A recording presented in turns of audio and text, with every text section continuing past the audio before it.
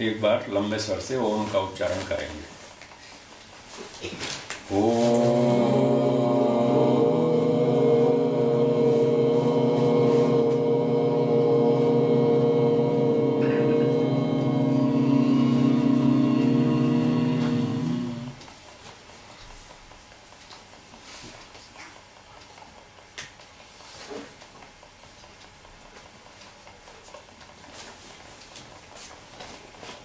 सूत्र 11 उसका भाष्य पढ़ेंगे।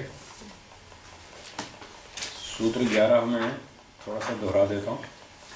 5वीं वृत्ति है स्मृति वृत्ति। अनुभूत विषया संप्रमोषः स्मृति। अनुभव किए हुए विषयों का मन में उपस्थित हो जाना, ये स्मृति कहलाती है। जो हमने देखा, सुना, खाया, पिया, वो हमको ध्यान में याद आता है, इसका नाम स्मृति है।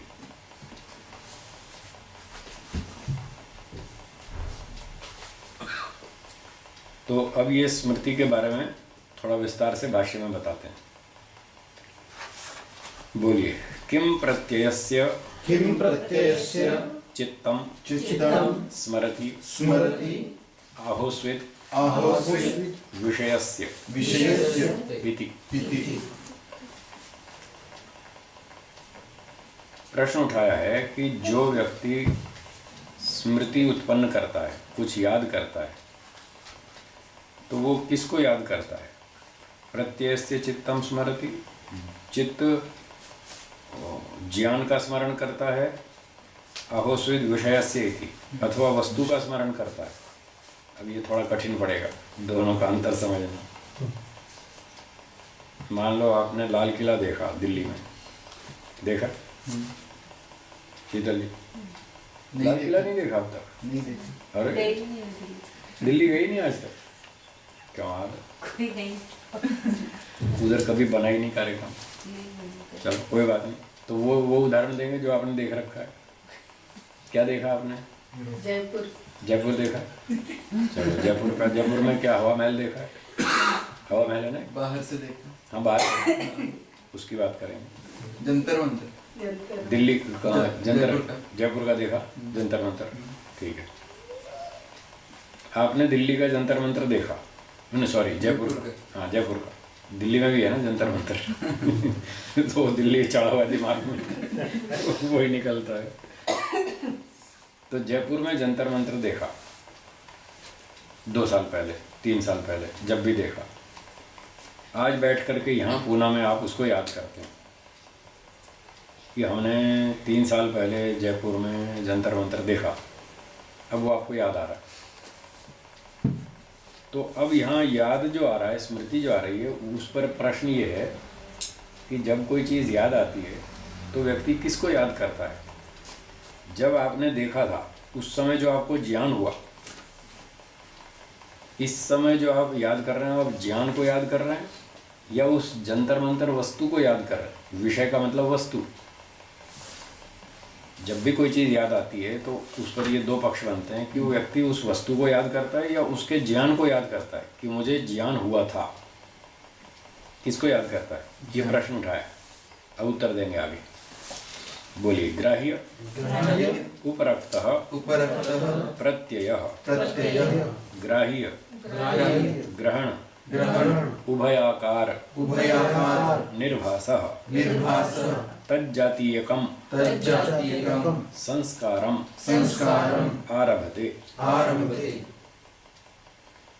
अब देखिए, संस्कार आ रहा बीच में, तो कहा था ना अनुभव के बिना संस्कार नहीं बनेगा और संस्कार के बिना स्मृति नहीं होगी।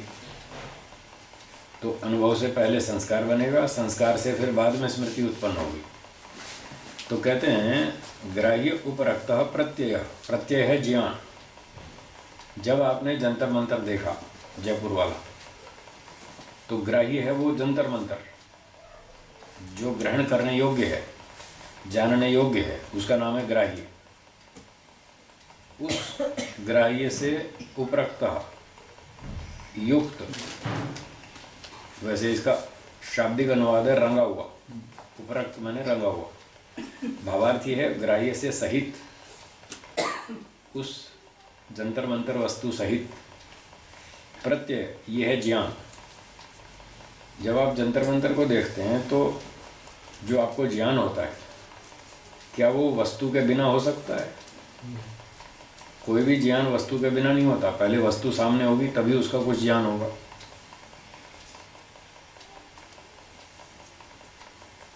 तो जब हमको ज्ञान होता है तो उसमें वस्तु शामिल है, बिना वस्तु के ज्ञान नहीं होता। पहले वस्तु सामने होनी चाहिए, जंतर मंतर, फिर आप उसको देखेंगे, और जब देखेंगे तो उससे जो ज्ञान होगा वो ज्ञान वस्तु के स्वरूप को साथ लेकर के आ रहा है। वस्तु के बिना कोई ज्ञान नहीं होता। इसलिए कहा ग्राह्य उपरक्तः प्रत्यय। ग्राही वस्तु जो है जंतर मंतर, उसके सहित हमको ज्ञान हुआ। फिर वो ज्ञान क्या करेगा? ग्राह्य ग्रहण उभयाकार निर्भाषा। उसमें दोनों चीज़ें सम्मिलित हैं, ग्राह्य भी और ग्रहण भी, वस्तु भी है और ज्ञान भी है, दोनों हैं साथ साथ। इस स्वरूप वाला वो होगा जो ज्ञान होगा। तद जातीय कम संस्कारम आरभते, वो उसी प्रकार के संस्कार को उत्पन्न करेगा। वो ज्ञान जिसमें दोनों चीज़ें शामिल हैं, अनुभूति भी शामिल है और वस्तु भी शामिल है। वस्तु मतलब जंतर मंतर, ठीक है? ये थोड़ा समझ में नहीं। हाँ, इसलिए मैंने कहा था कि टेढ़ा मेढ़ा काम है, थोड़ा कठिन है ये। वस्तु तो है वो मॉन्यूमेंट, ईंट पत्थर से जो बना हुआ है स्थान, वो तो हो गई वस्तु, उसका नाम है यहाँ ग्राह्य। अब उसको देखने से हमें कुछ इन्फॉर्मेशन हो रही है, देखने से जो जानकारी हो रही है उसका नाम है प्रत्यय, ठीक है? वो जो ज्ञान हो रहा है उसको देखने से क्या ज्ञान हो रहा है कि ये लाल रंग का है, इतना लंबा चौड़ा है, इस रोड के ऊपर स्थित है और रेलवे स्टेशन से 8 किलोमीटर दूर है, और इसमें इतने फव्वारे लगे हैं, इतना घास का मैदान है, इतने इसके गेट हैं, दरवाजे हैं, इतने इसके चपरासी हैं। ये सब देख करके उसकी हमको जानकारी हुई। ये जो जानकारी हो रही है इसका नाम है ज्ञान। ये ज्ञान जंतर मंतर के बिना नहीं हो सकता, उसको देखने से ही होगा। तो जब हम प्रत्यक्ष देखते हैं जंतर मंतर को, तो उस समय वस्तु भी है सामने, और अब जो ज्ञान हो रहा है तो उसमें वस्तु के साथ साथ कुछ इन्फॉर्मेशन आ रही है। वो इन्फॉर्मेशन विदाउट मॉन्यूमेंट नहीं हो सकती, तो इसलिए दोनों शामिल हो गए। अनुभूति के समय दोनों चीज़ें शामिल हैं। यानी उसका रूप भी आ गया हमारी आँखों में। हाँ, वस्तु भी हमारे सामने है और उस वस्तु की जो गुण कर्म है, जानकारी, वो भी आ रही है, दोनों आ रहे हैं।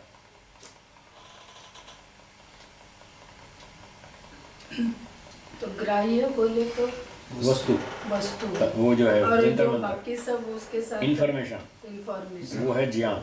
ज्ञान। हाँ, दो चीज़ होगी ना, एक वस्तु और एक उसका ज्ञान, जो उसकी जानकारी हमको हो रही है,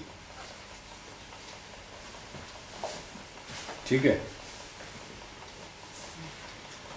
पर स्वामी जो संस्कार बनेगा वो ज्ञान से बनेगा ना, वस्तु तो वही छूट गई। अब दिमाग में सिर्फ ज्ञान और उस।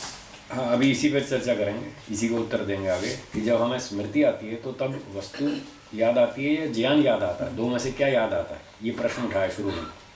तो इसकी व्याख्या करने के लिए पहले उसका प्रोसेस बता रहे हैं कि वो याद कैसे आता है, वो स्मृति पैदा कैसे होती है।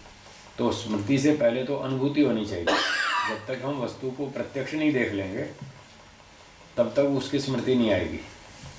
पहले तो वस्तु प्रत्यक्ष देखनी होगी, ये होगी प्रत्यक्ष अनुभूति। तो कहते हैं ग्राह्य उपरक्तः प्रत्ययः ग्राह्य ग्रहण उभयाकार निर्भाषा। वो जो ज्ञान होता है हमको प्रत्यय, वो ना तो अकेली वस्तु होती है ना अकेला ज्ञान होता है, दोनों इंक्लूड होते हैं, दोनों साथ जुड़े होते हैं, जॉइंट होते हैं, साथ साथ होते हैं। क्योंकि अगर वस्तु को हटा दें तो फिर ज्ञान किसका?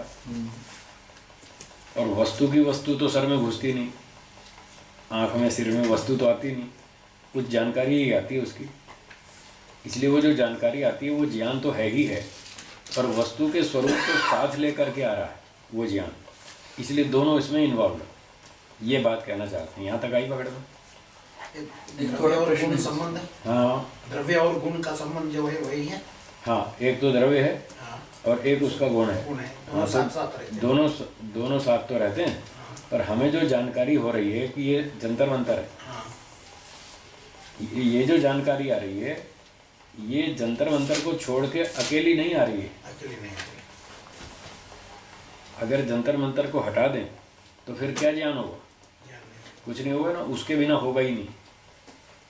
तो जो ज्ञान हो रहा है उसमें वो वस्तु भी इन्वॉल्व है। और एक थोड़ा प्रश्न, और बोलिए।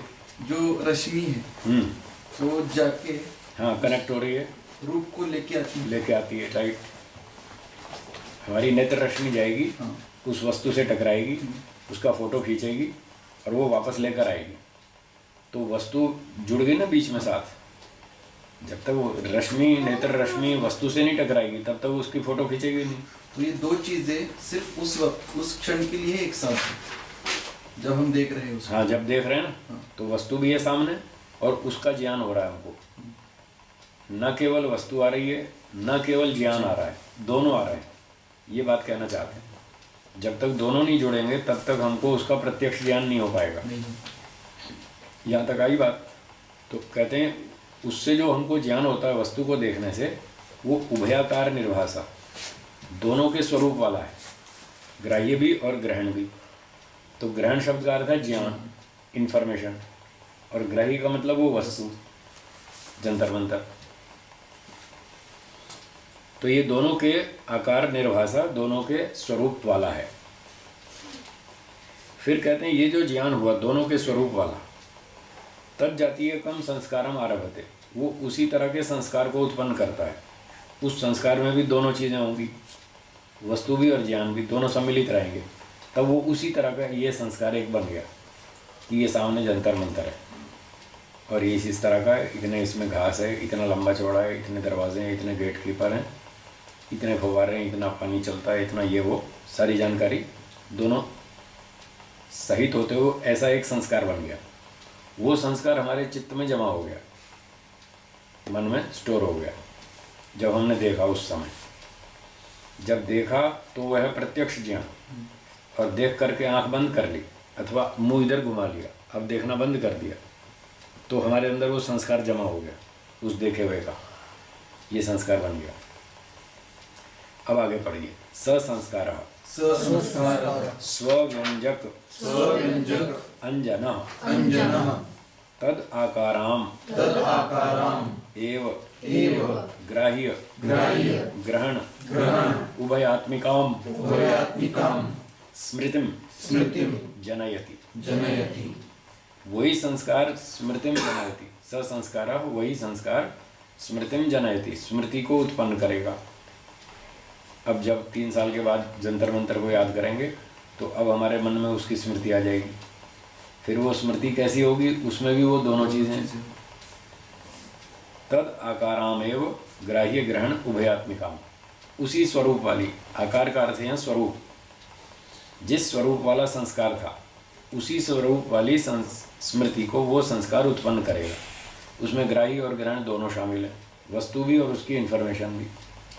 तो जब याद आएगा हमें जंतर मंतर, तो वस्तु भी साथ होगी और उसकी जानकारी भी साथ होगी, दोनों चीज़ें इकट्ठी यहाँ मस्तिष्क में आएंगी, मन में आएंगी।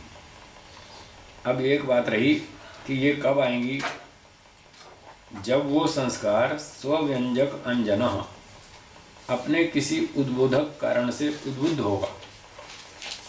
जब वो संस्कार किसी उद्बोधक कारण से वो संस्कार उद्बुद्ध होगा, तब वो स्मृति को पैदा करेगा। अब जंतर मंतर देख लिया जयपुर का 3 साल पहले, और इस समय जब स्मृति आएगी तो उस स्मृति को उठाने वाला कारण है संस्कार, और इस संस्कार को उठाने वाला कोई एक और कारण होगा जो उस संस्कार को छेड़ेगा, जगाएगा। मान लो 2 बच्चे बैठे हैं और वो बात कर रहे हैं, और वो बोलते हैं भाई कल तूने क्या खाया था, तो वो कहेगा मैंने कल जटर मटर खाया था। तो कुछ भी बोल देंगे, ऐसे ही बोल दिया जटर मटर खाया था। अब वो जटर मटर सुन के आपको जंतर मंतर याद आ जाएगा। ये जटर मटर जो है ये उस संस्कार का उद्बोधक कारण बन जाएगा कि ये शब्द उससे मिलता जुलता है, जटर मटर और जंतर मंतर। और मान लो उसने मटर खाया था और वो मटर को बोले कल मैंने मंटर खाया था, मंटर या मंतर खाया था, ऐसा बोल दे, क्योंकि वो बच्चा छोटा है, उसको उच्चारण आता नहीं ठीक से, वो मटर को मंतर बोल रहा है, तो ये मंत्र शब्द सुनते ही आपका वो संस्कार जाग जाएगा, जंतर मंतर वाला। तो ये जो शब्द सुना ना बच्चे का, जटर मटर या मंत्र, ये बनेगा स्वव्यंजक अंजना, अपने उद्बोधक से, ये बनेगा उद्बोधक कारण। इस उद्बोधक कारण से वो संस्कार है अंजना, उद्बुद्ध हुआ। तो स्वव्यंजक अंजना ससंस्कार, अपने किसी उद्बोधक कारण से उद्बुद्ध हुआ वह संस्कार, तद आकारामेव, उसी स्वरूप वाली, ग्राह्य ग्रहण उभयात्मिकाम, दोनों स्वरूप से युक्त, स्मृतिम जनयति, स्मृति को उत्पन्न करता। तो सार ये हुआ कि अनुभूति से संस्कार बनेगा और संस्कार से स्मृति पैदा होगी, और उस स्मृति में दोनों चीज़ें सम्मिलित हैं, वस्तु भी और उसकी जानकारी भी, न केवल वस्तु न केवल जानकारी, दोनों साथ साथ। तो प्रश्न ये था कि चित्त स्मृति के समय वस्तु को याद करता है या ज्ञान को याद करता है? उत्तर हुआ दोनों को याद करता है, और प्रधानता थोड़ी थोड़ी होती है, कहीं कहीं अलग अलग किसी चीज़ की, वो आगे बता रहे हैं। तत्र बोलिए, तत्र ग्रहण आकार पूर्वा बुद्धि, ग्राह्य आकार पूर्वा स्मृति। तो बुद्धि का अर्थ है प्रत्यक्ष ज्ञान। 3 वर्ष पहले जब आपने जंतर मंतर का प्रत्यक्ष किया था, उस समय की बात है ये। प्रत्यक्ष काले जब प्रत्यक्ष करते हैं उस समय जो बुद्धि होती है वो ग्रहण आकार प्रधान होती है, उसमें ज्ञान प्रमुख होता है। हम उसको वस्तु को डायरेक्ट देख रहे हैं, इंद्रिया सन्निकर्ष हो रहा है, आँख का उस वस्तु से कांटेक्ट हो रहा है, कनेक्शन हो रहा है, तो उस समय जानकारी प्रमुख है। वो यहाँ प्रत्यक्ष है, भाई यहाँ लाल कलर का है और इस पत्थर का बना हुआ है और इतना ऊंचा है और इतना चौड़ा है और इतनी इतनी घास है, इतना इतना लंबा है, इतने इतने इसमें गेट हैं, इतने इतने गेट कीपर हैं। तो उस समय जानकारी प्रमुख है और वस्तु गौण है, क्योंकि इंद्रिय जो है वो इस समय सक्रिय है, इंद्रिय से ज्ञान हो रहा है, ये सक्रिय है, इसलिए ज्ञान की प्रधानता हो गई, वस्तु गौण हो गई। हैं दोनों, हैं तो दोनों, पर प्रधानता की बात है। प्रधान इस समय ज्ञान है और वस्तु गौण है। और आज 3 वर्ष के बाद जब हम यहाँ बैठ के पूना में बैठ के उसको याद करते हैं, अब उल्टी बात हो जाएगी। तो आगे लिखा है, बोलिए, ग्राह्य आकार पूर्वा स्मृति। आज 3 वर्ष के बाद जब स्मृति आ रही है, तब ग्राह्य जो थी वस्तु जंतर मंतर, उसका स्वरूप प्रधान, अब ये स्मृति है। तो स्मृति में अब वस्तु प्रधान हो गई, अब इंद्रिय काम नहीं कर रही, इसलिए इंद्रिय जब काम नहीं कर रही, सामने जंतर मंतर है नहीं, तो अब तो ये जानकारी तो बाहर से तो हो नहीं रही, अब तो मन में हो रही है। तो मन में क्या है? मन में उसका फोटो है जंतर मंतर का, जो 3 साल पहले देखा था।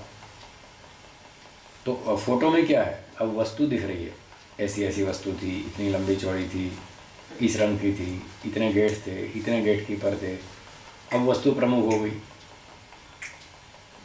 तो प्रत्यक्ष काल में ज्ञान प्रमुख होता है, वस्तु गौण। स्मृति के समय में ज्ञान गौण होता है और वस्तु प्रमुख हो जाती है। अब तो पूरी पूरी फोटो दिखेगी मन में, ठीक है? स्वामी जी, प्रश्न है। बोलो फिर क्या गड़बड़ है? एक प्रश्न है कि बोलिए। जो पिक्चर है हाँ। उसका भी ज्ञान ही है, वो भी तो ज्ञान है। वस्तु कहाँ है? इसलिए तो स्मृति को एक वृत्ति माना। ज्ञान तो है ही, हाँ, ज्ञान तो है ही, उसका विरोध नहीं है, हाँ, प्रधानता की बात है। स्मृति के समय जो हम चित्र देख रहे हैं मन में जो स्मृति देख रहे हैं, स्मृति के रूप में जो जंतर मंतर का चित्र देख रहे हैं, उस चित्र में किस चीज़ को देख रहे हैं? ऑब्जेक्ट। वो ऑब्जेक्ट है जंतर मंतर। इस समय ऑब्जेक्ट प्रमुख है, और जब परसेप्शन हुआ था, आँख से देखा था, तो ज्ञान। तब ज्ञान इंद्रिय सक्रिय थी ना, आँख के सामने थी वस्तु, तो ज्ञान प्रमुख था। स्मृति के समय वस्तु प्रमुख हो गई, बस इतनी बात है। हैं तो दोनों, वस्तु भी है और ज्ञान भी है, उस समय भी और अब भी। प्रत्यक्ष के समय वस्तु भी थी और ज्ञान भी था, अब स्मृति के समय भी वस्तु भी है और ज्ञान भी है, केवल प्रधानता की बात है। कुछ अंतर तो है ना, उस समय वस्तु आँख के सामने थी, अब आँख के सामने नहीं है, तो डिफरेंस तो आएगा निश्चित रूप से। तो उस समय ज्ञान की प्रमुखता थी, क्योंकि ज्ञान प्राप्ति का साधन एक्टिवेट था। अब वो एक्टिवेट नहीं है, वस्तु सामने नहीं है, तो कांटेक्ट नहीं हो रहा है, बस वस्तु याद आ रही, उसका चित्र मन में आ रहा है, वस्तु का, जंतर मंतर का, तो इसलिए यहाँ वस्तु की प्रधानता हो गई। और वो आँख सक्रिय न होने से, इंद्रिया सन्निकर्ष न होने से ज्ञान गौण हो गया। अब वो गौण ज्ञान स्मृति वाला ज्ञान है मन में, वो है स्मृति रूप ज्ञान, इसलिए उसको गौण कर दिया और वस्तु प्रधान हो गई। इतनी बात। और शंका बोलिए। ये वस्तु प्रधान हो गई ना, वो समझ में नहीं आ रहा है। यदि जंतर मंतर है वस्तु, यदि वस्तु को हम हटा दें स्मृति में से, फिर क्या बचा? कुछ भी नहीं। इसलिए वस्तु प्रधान है। स्मृति में से वस्तु को हटा दें तो कुछ नहीं बचेगा, इसलिए उसकी प्रधानता हुई, मुख्यता वस्तु की हुई। और जो ये स्मृति में जो उसकी जो लक्षण हमको याद आ रहे हैं कि इस कलर की थी, फलानी कलर की थी, अब ये ज्ञान तो हो तो रहा है, इसका निषेध नहीं कर रहे हम, पर ये ज्ञान उस वस्तु पर टिका हुआ है, इस ज्ञान का आधार वस्तु है, तो जो आधार होता है वो मुख्य होता है। इसलिए अब स्मृति के समय में जो ज्ञान हो रहा है स्मृति के अंदर, वो गौण हो गया और उसका आधार वस्तु थी, इसलिए वस्तु प्रमुख हो गई। और जो प्रत्यक्ष देख रहे तब जानकारी प्रमुख थी, तब इंद्रिय सक्रिय थी। सक्रिय हाँ, इसलिए इंद्रिय से सीधा सीधा ज्ञान हो रहा था। उस समय अगर इंद्रिय को हटा दें, आंख बंद कर लें, तो कुछ नहीं दिखेगा। है तो दोनों चीज़ें, वस्तु भी है और इंद्रिय भी काम कर रही है, ज्ञान भी हो रहा है, तो उस समय प्रमुखता ज्ञान की मानी जाएगी, क्योंकि इंद्रिय उससे साक्षात कनेक्टेड है और इंद्रिय अपना एक्टिवेट है और अपना काम कर रही है, इसलिए वहाँ ज्ञान की प्रधानता हो गई। अब यहाँ वस्तु की प्रधानता हो गई। उस समय भी दोनों थे, इस समय भी दोनों हैं, ये बात। हाँ, आपकी शंका बोलिए। मुझे जब हम प्रत्यक्ष करते हैं तब जो स्वरूप का मतलब इमेज अपने स्टोर होती है, तो जब स्मृति करते हैं तो एग्जैक्टली सेम आती है या अलग आएगी थोड़ी? नहीं, आती तो वैसी है। मगर कई बार ऐसा होता है ना कि हम देखते हैं कुछ अलग याद आता है या गलत याद आता है, तो वो हमारी संस्कारों की गड़बड़ी के कारण है, वो हमारी गड़बड़ी के कारण है। जैसे कंप्यूटर में आप किसी की गर्दन किसी की बॉडी पे फिट कर देते करते हो, वो तो हमारी गड़बड़ है। जब फोटो खींची थी तो वो बिल्कुल ठीक ठाक थी, वही बॉडी थी और वही गर्दन थी, दोनों एक थी। और अब तो मनमोहन सिंह की मंत्री जी की फ़ोटो उस पर लगा देते हैं बाइक वाले पर, और वो बाइक चला रहे हैं। कहीं अन्ना हज़ारे की लगा देते हैं बाइक के ऊपर, और कहीं रामदेव बाबा को बिठा देते हैं। वो बॉडी किसी और की होती है, गर्दन किसी और की होती है, वो तो हमारी गड़बड़ है ना। तो ऐसे स्मृतियों में गड़बड़ी भी होती है, और ये गड़बड़ी स्वप्न में अधिक होती है।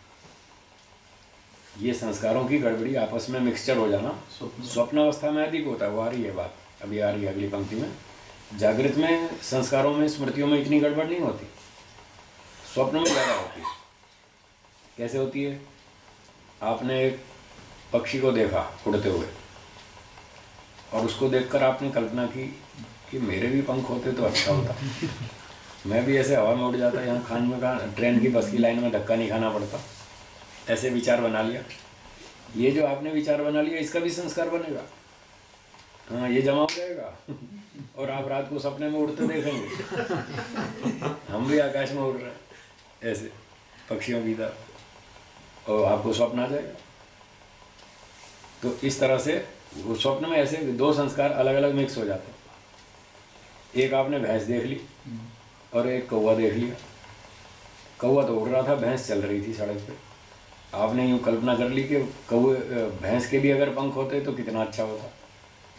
इसको ऐसे ऐसे धीरे धीरे मसक के नहीं जाना पड़ता, कौवे की तरह फटाफट पहुंच जाती। ऐसी कल्पना कर ली, इसका संस्कार बन जाएगा। और हो सकता है आपको रात को सपने में भैंस भी उड़ती दिखाई दे, वो भी पंख लगा लेगी और वो उड़ती दिखाई देगी, ऐसा हो सकता है।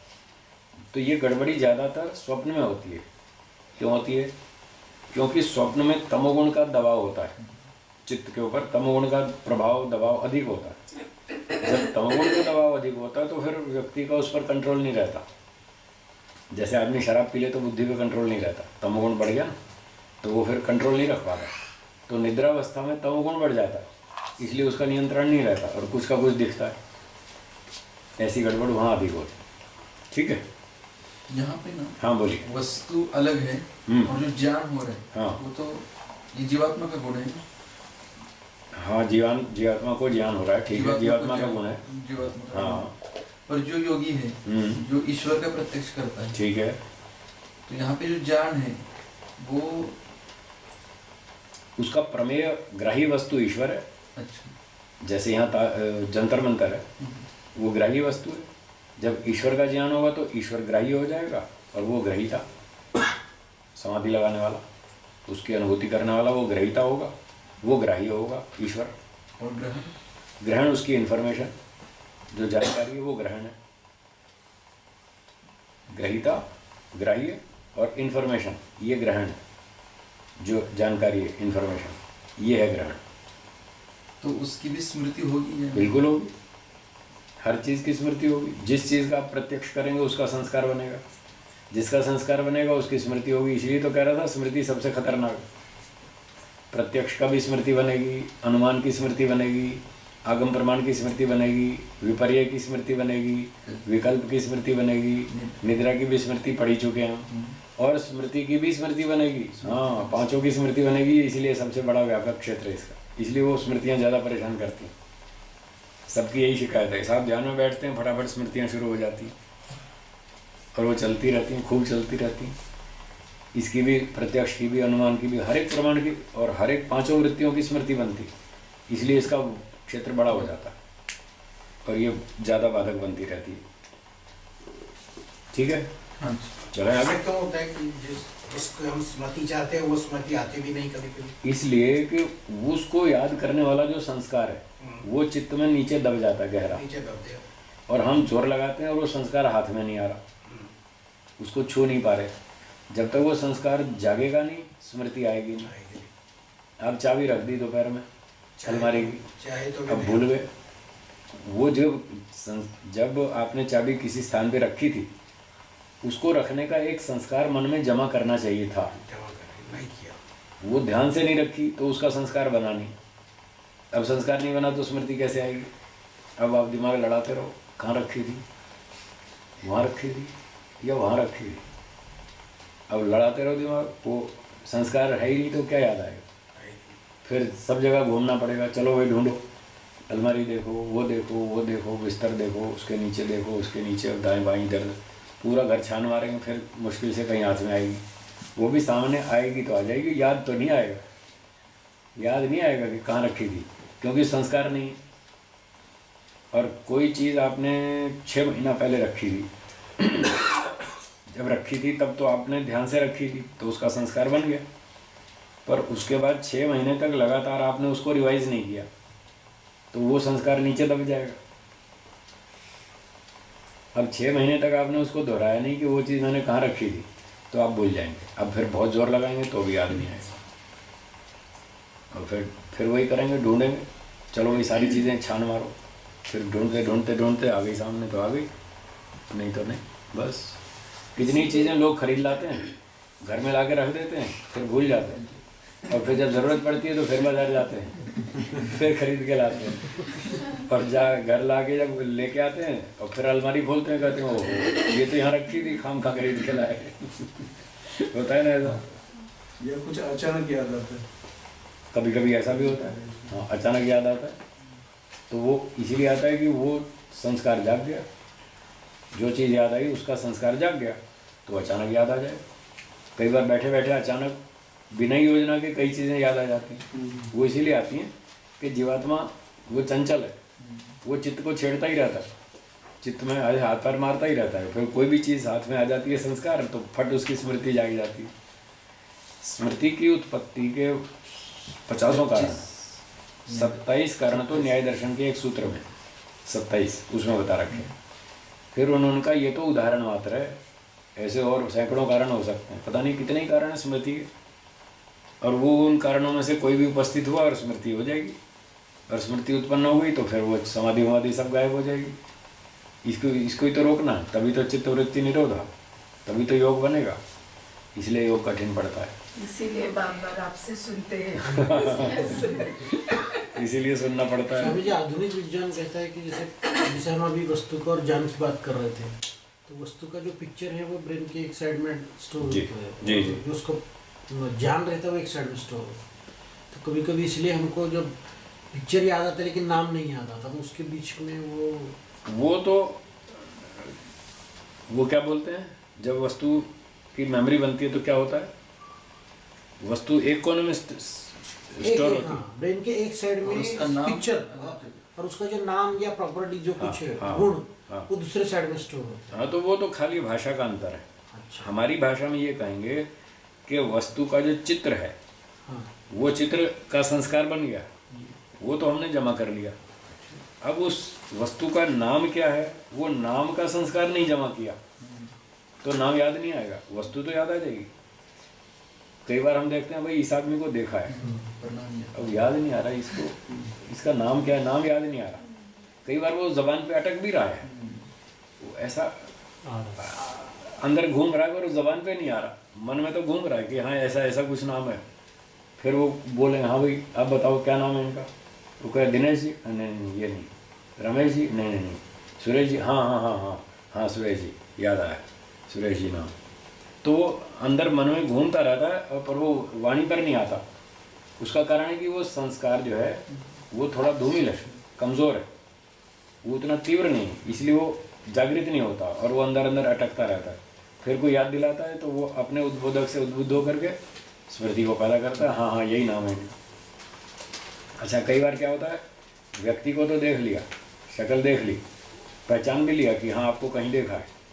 अब कहाँ देखा है, चंडीगढ़ में देखा था कि कहाँ जयपुर में देखा था कि इलाहाबाद में देखा था, कहाँ देखा था, वो स्थान याद नहीं आ रहा।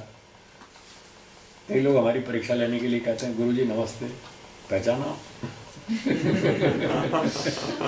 गुरुजी पहचाना। अब मैंने कहा भैया तुमको सबको याद रखेंगे तो मैं अपना दर्शन भूल जाऊंगा। एक नगर में जाते हैं वहाँ 250-500 लोग दिखते हैं, दूसरे नगर में जाते हैं वहाँ 200-500 लोग दिखते हैं, फिर तीसरे नगर में जाते हैं वहाँ 1000 लोग दिखते हैं, फिर रेलवे स्टेशन पे जाते हैं, किस किस को याद रखेंगे कि किसको कहाँ देखा था। तो सबको याद नहीं रखता है, नहीं रख सकते हम। जो लोग बार बार मिलते रहते हैं, जिनसे बात होती रहती है, पत्र होता रहता है, ईमेल होता रहता है, तो उनसे बार बार संपर्क होने से क्या होता है, उनका संस्कार जमा हो जाता है, वो तीव्र बन जाता है, वो याद रहता है। अब इनको देख के तो याद रखेंगे हम कि हाँ राजेश जी हैं, पूना में रहते हैं, राजेश भागवत नाम है।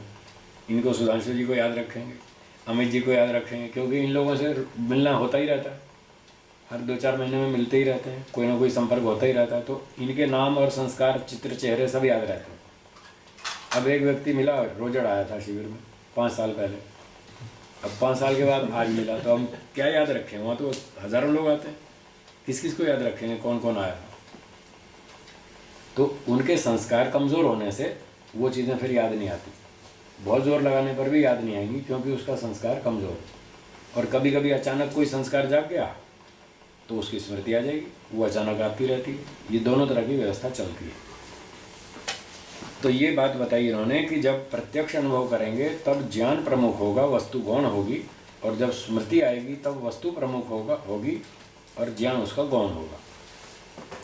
आगे बढ़िए। साच द्वयी भावित स्मर्तव्या च अभावित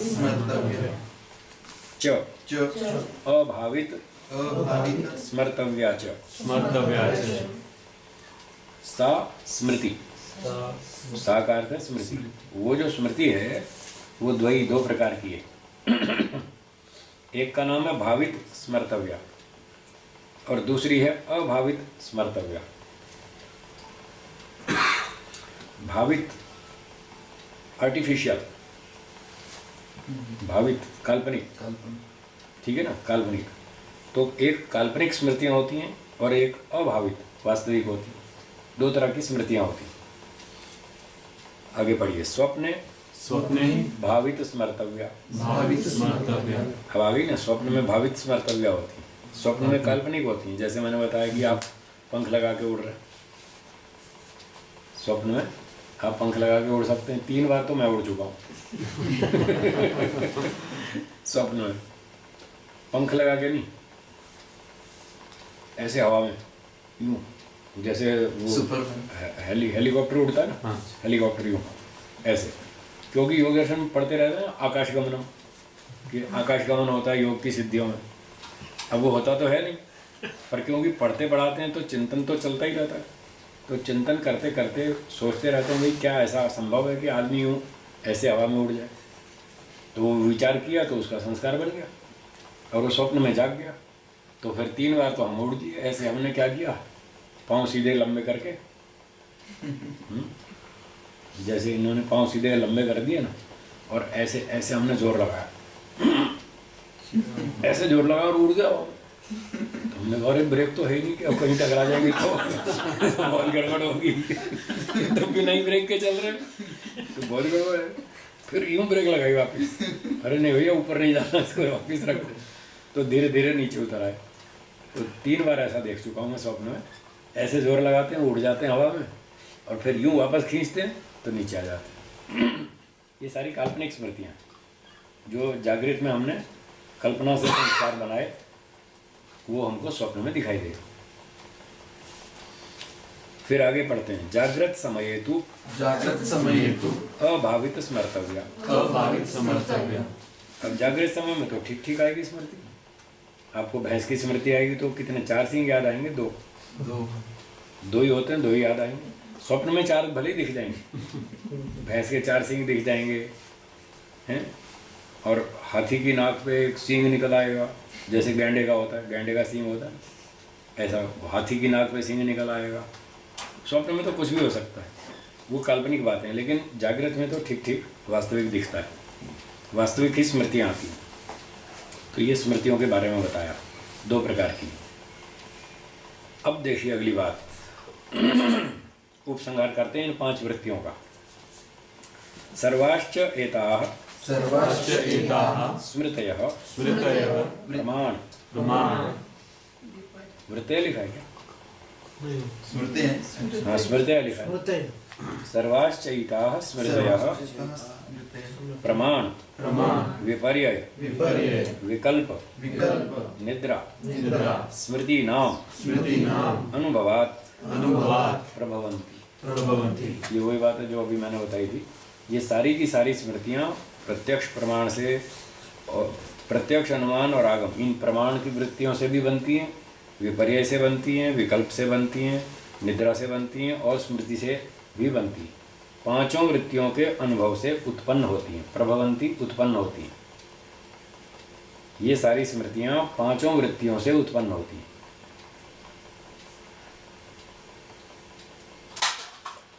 जैसे प्रत्यक्ष प्रमाण से हमने जलेबी देखी, ये प्रत्यक्ष प्रमाण, उसका संस्कार बन गया। 1 सप्ताह बाद याद आया कि हाँ पिछले हफ्ते जलेबी खाई थी, बहुत अच्छी थी, आज फिर मंगाओ, ऐसे याद आया। तो ये प्रत्यक्ष प्रमाण की स्मृति हुई, ठीक है। फिर हमने 3 दिन पहले वहाँ धुआं देखा था, बगीचे में धुआं देखा था और अग्नि नहीं दिख रही थी, तो धुआं देखकर अग्नि का अनुमान किया था 3 दिन पहले। आज हमको उसकी याद आई कि 3 दिन पहले हम बगीचे में गए थे, वहाँ धुआं देखा था और अग्नि का अनुमान किया था। ये अनुमान की स्मृति हो गई। फिर आप बैठ गए और योग दर्शन के सूत्र याद करने लगे और दोहराने लगे। अथ योगानुशासनम योगश्चित्त वृत्ति निरोध तदा द्रष्टु स्वरूप अवस्थानम वृत्ति सारूप्य मित्रत्र, ऐसे। तो ये अब शब्द प्रमाण की स्मृति आ रही है। तो ऐसे प्रमाण वृत्ति की स्मृति, फिर विपर्यय की स्मृति, ऐसे हर एक वृत्तियों की स्मृतियाँ बनती हैं। ये बात इस पंक्ति में बताई, इसलिए इसका क्षेत्र व्यापक हो जाता है। चलिए, सर्वाश्च एताः वृत्तयः सुख दुख मोहात्मिकाः। ये सारी की सारी वृत्तियाँ, पांचों वृत्तियाँ सुख दुख और मोह स्वरूप वाली हैं। अर्थात कोई सुख देती है, कोई दुख देती है, कोई मूर्खता पैदा करती है। मोह माने मूर्खता अविद्या, मैंने कहा था ना एक जगह मोह का अर्थ अविद्या भी होगा, तो यहाँ मोह का अर्थ अविद्या समझना चाहिए। आगे स्वयं भी कह रहे हैं भाष्यकार, अगली पंक्ति में कहेंगे। तो सारी की सारी ये वृत्तियाँ सुख देती हैं, दुख देती हैं और मोह उत्पन्न करती हैं। मोह का मोटे अर्थ में यूँ समझ लो दीवानापन,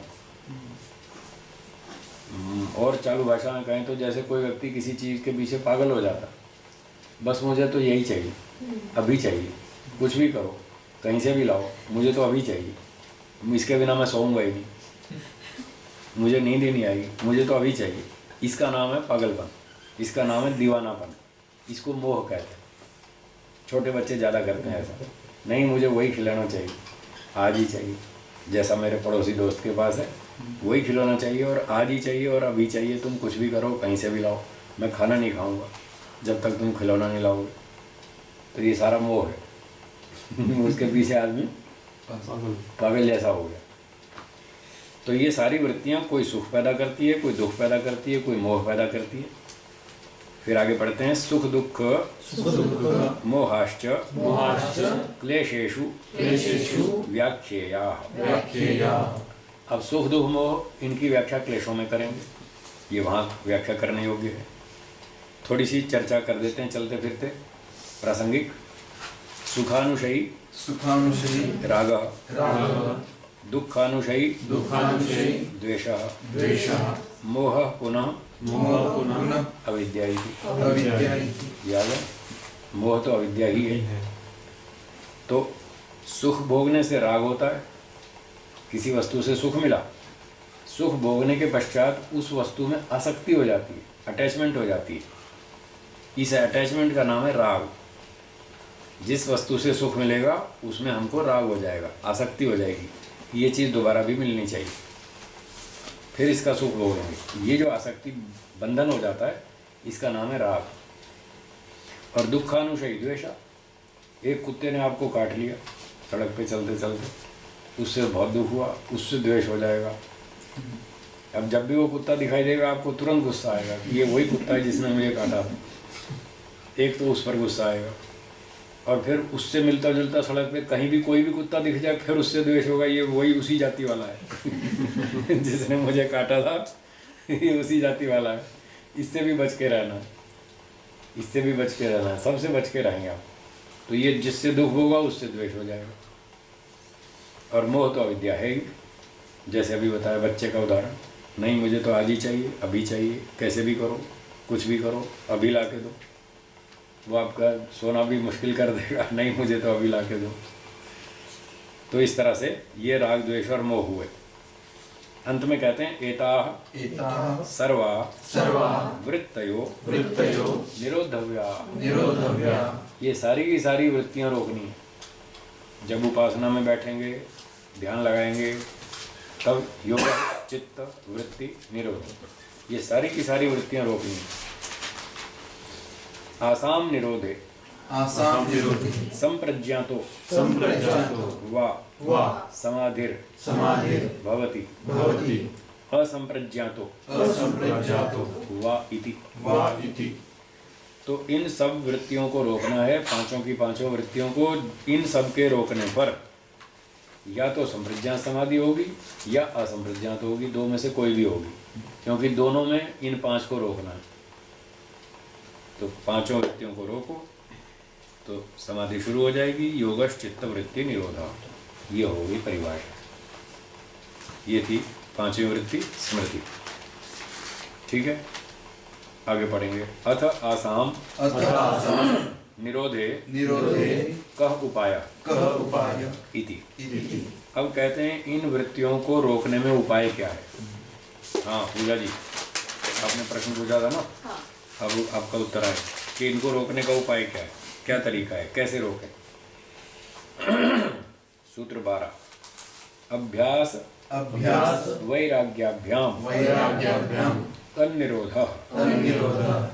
सूत्र का अर्थ है अभ्यास और वैराग्य से, दो उपाय, अभ्यास और वैराग्य से तन्निरोधः, उन वृत्तियों का निरोध होता है, उन वृत्तियों को रोका जाता है। दो उपाय, अभ्यास करो और वैराग्य उत्पन्न करो। अब लोगों को वैराग्य तो है ही नहीं, फिर अभ्यास में वो मन टिकेगा नहीं, वैराग्य तो है ही नहीं। और कोई वैराग्य की बात सुनाए मेरे जैसा तो बेचारे घबरा जाते, भाग जाते हैं, गुरुजी ये तो बड़ा मुश्किल है, हमारे बस का नहीं, हम तो गृहस्थी हैं। एक अच्छा उत्तर बना रखा, हम तो गृहस्थी हैं। अरे गृहस्थियों को सुख नहीं चाहिए क्या? हाँ या ना? हाँ। तो फिर वैराग्य से तो सुख मिलता है। लोग समझते हैं हमको वैराग्य हुआ है तो घर छोड़ के भाग जाएंगे, फिर हम कैसे जिएंगे, बिना परिवार के, बिना लोगों के कैसे जिएंगे, ऐसा उनको डर लगता है। तो वैराग्य से डरने की बात नहीं है, कोई घबराने की, चिंता करने की बात नहीं है। वैराग्य तो बहुत अच्छी चीज़ है। लोग समझते हैं वैराग्य से हमारा घर बिगड़ जाएगा, और ये नहीं समझ रहे कि राग द्वेष में कितना बिगड़ा हुआ है। राग द्वेष के कारण कितना घर बिगड़ रहा है वो नहीं समझ में आ रहा, और वैराग्य से बिगड़ जाएगा।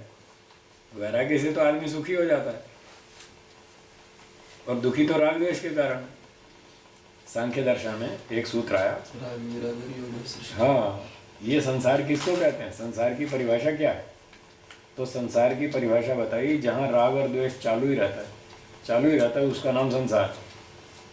तो यहाँ तो संसार में तो हर जगह झगड़ा ही झगड़ा है, हर जगह पर राग है, कहीं द्वेष है, कहीं राग है, कहीं द्वेष है। इसी राग द्वेष के कारण तो दुनिया चल रही है। जिसको राग द्वेष खत्म हो जाएगा, वैराग्य हो जाएगा, उसका मोक्ष हो जाएगा। वो क्यों आएगा दुनिया में वापस, क्यों यहाँ जन्म लेगा?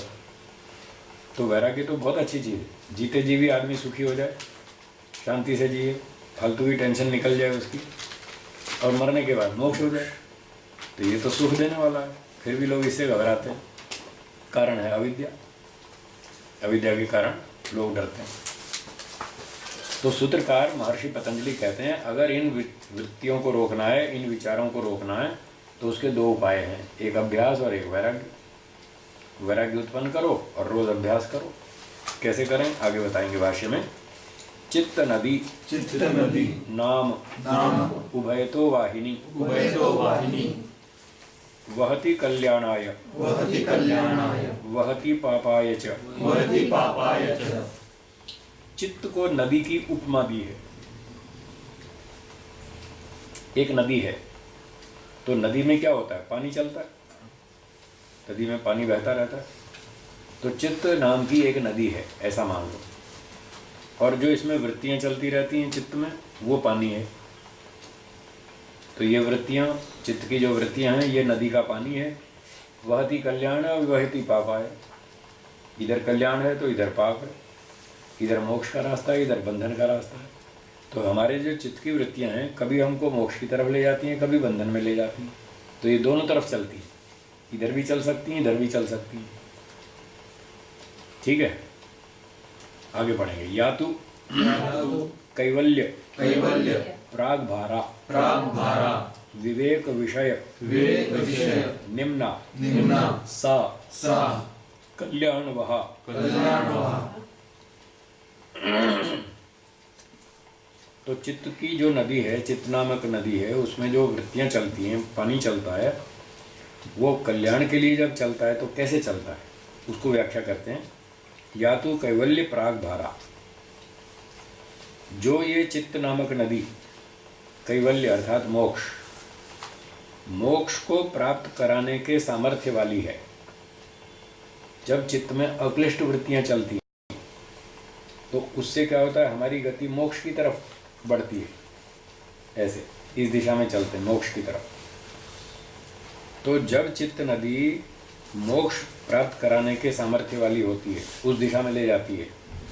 विवेक विषय निम्न, जैसे नदी पहाड़ से मैदान की तरफ चलती है, ढलान की तरफ, तो इस चित्त नदी के चलने का जो क्षेत्र है, ढलान, वो है विवेक विषय, तत्व ज्ञान विषय की ओर चलती है, और इस तरफ चल चल के वो हमको मोक्ष तक पहुंचा देती है। जब ऐसे चलती है तब ये कल्याण वहा, तब ये कल्याण के लिए बह रही है, ये हमारा कल्याण करेगी, हमको ठीक जगह पहुंचाएगी। निम्न माने नीचे, तो नीचे ढलान होती है। तो जब इस ढलान पर चलेगी तो ये कल्याण के लिए चलेगी, और इस ढलान का मतलब ये जो रास्ता है इसका, ये है तत्व ज्ञान का मार्ग। इस मार्ग पर चलेगी चित्त नदी तो हमको मोक्ष प्राप्त करा देगी, तब इस सामर्थ्य वाली होगी। तब हम इसको बोलेंगे ये कल्याण के लिए बह रही है। संसार प्राग भारा, संसार प्राग भारा, अविवेक विषय, अविवेक विषय, निम्ना, निम्ना, पाप वहा। पाप वहा। जब इस दिशा में नहीं चलेगी, इस दिशा में चलेगी, तो ये संसार प्राग भारा, ये संसार में बंधन में बांधने वाली होगी। संसार का मतलब वही बंधन, बार बार जन्म लेना, यही तो संसार है। संसार संसरणम, पुनर्जन्माय पुनः पुनः गमनम, पुनर्जन्माय पुनः पुनः गमनम इति संसरणम। बार बार जन्म लेना, बार बार जन्म में आगे आगे सरकते जाना, यही तो संसार है। और इसी का नाम बंधन है, बार बार शरीर के बंधन में फंसो।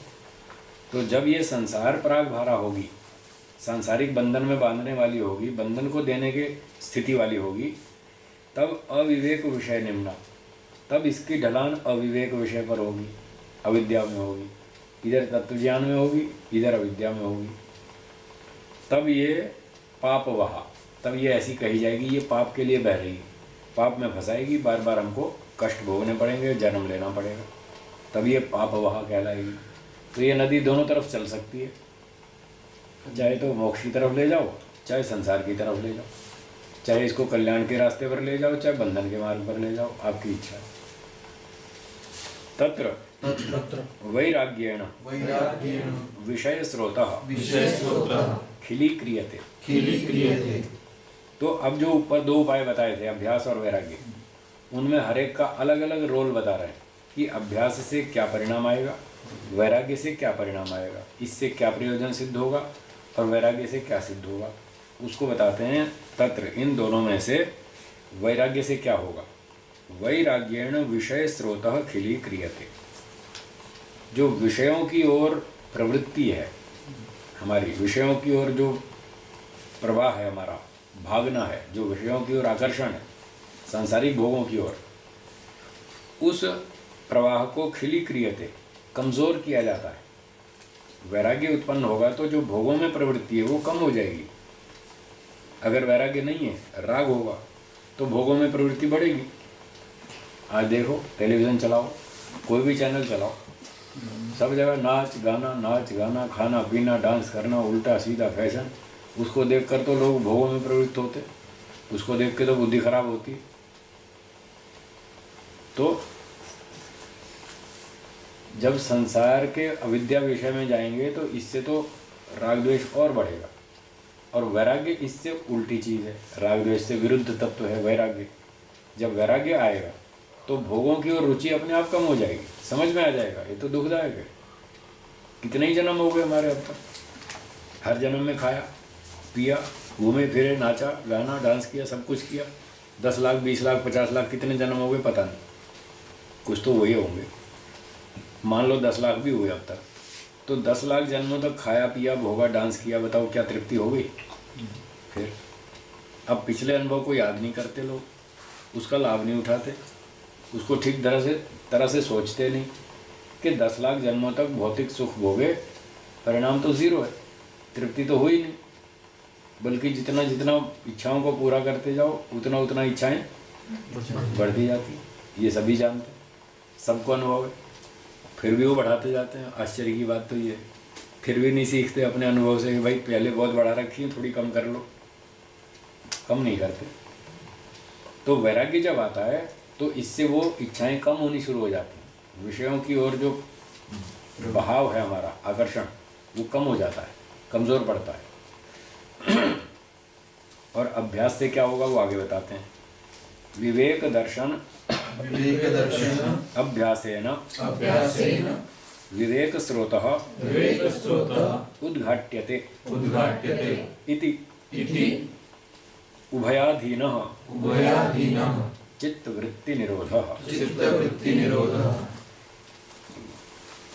विवेक दर्शन अभ्यासेन, विवेक मतलब विवेक दर्शन, तत्व ज्ञान, तत्व ज्ञान का अभ्यास करने से, बार बार पुस्तक पढ़ो, बार बार चिंतन मनन करो, विचार करो कि सच क्या है, दुनिया कहाँ जा रही है, हमको कहाँ जाना चाहिए, हम ठीक जा रहे हैं या गलत जा रहे हैं, हम दुनिया की नकल कर रहे हैं या ऋषियों की नकल कर रहे हैं, ऐसे चिंतन करो, विचार करो, ऊहा करो। तो ऐसे बार बार तत्व ज्ञान का अभ्यास करने से विवेक स्रोतः उद्घाट्यते, इससे तत्व ज्ञान का रास्ता खुल जाता है। चिंतन करेंगे तो ही रास्ता खुलेगा, पर लोग चिंतन ही नहीं करते, जाते हैं कथा में सुन के चले आते हैं। एक वक्ता ने कहा कि देखो, लोग हमारी कथा में तो आते हैं पर हमारी कथा लोगों में नहीं जाती। लोग तो कथा में आते हैं पर कथा लोगों में जाती ही नहीं, वो अंदर घुसने ही नहीं देते। भाई इधर से सुनते हैं, इधर से निकाल देते हैं, अंदर तो जाने ही नहीं देते। फिर परिणाम कैसे आएगा, लाभ कैसे होगा? तो इस प्रकार से जब वो कथा हमारे अंदर जाए, उस पर चिंतन करें, मनन करें, विचार करें, तो फिर देखो रास्ता खुलेगा, तत्व ज्ञान बढ़ेगा। और ऐसे ही धीरे धीरे श्रवण, मनन, निधिध्यासन और साक्षात्कार, ये 4 काम पूरे करेंगे, बस फटाफट उन्नति होगी, प्रगति होगी और वो विवेक का, तत्व ज्ञान का रास्ता खुल जाएगा। तो ये हमें दोनों काम करने पड़ेंगे, तत्व ज्ञान का अभ्यास करें और फिर वैराग्य से भोगों की प्रवृत्ति को कम करें। ऐसे दोनों काम करेंगे तो चित्तवृत्ति निरोध हो जाएगा। इसलिए कहा उभयाधीन, इन दोनों के अधीन है चित्तवृत्ति निरोध। दोनों काम करें, अभ्यास भी करें और वैराग्य भी उत्पन्न करें, तब योग सिद्ध होगा। ये सूत्र हो गया पूरा। समय भी हो गया, इसको आज यहीं रखते हैं, बाकी कल पढ़ेंगे सुबह 8:30 बजे। धन्यवाद। एक बार ओम बोल।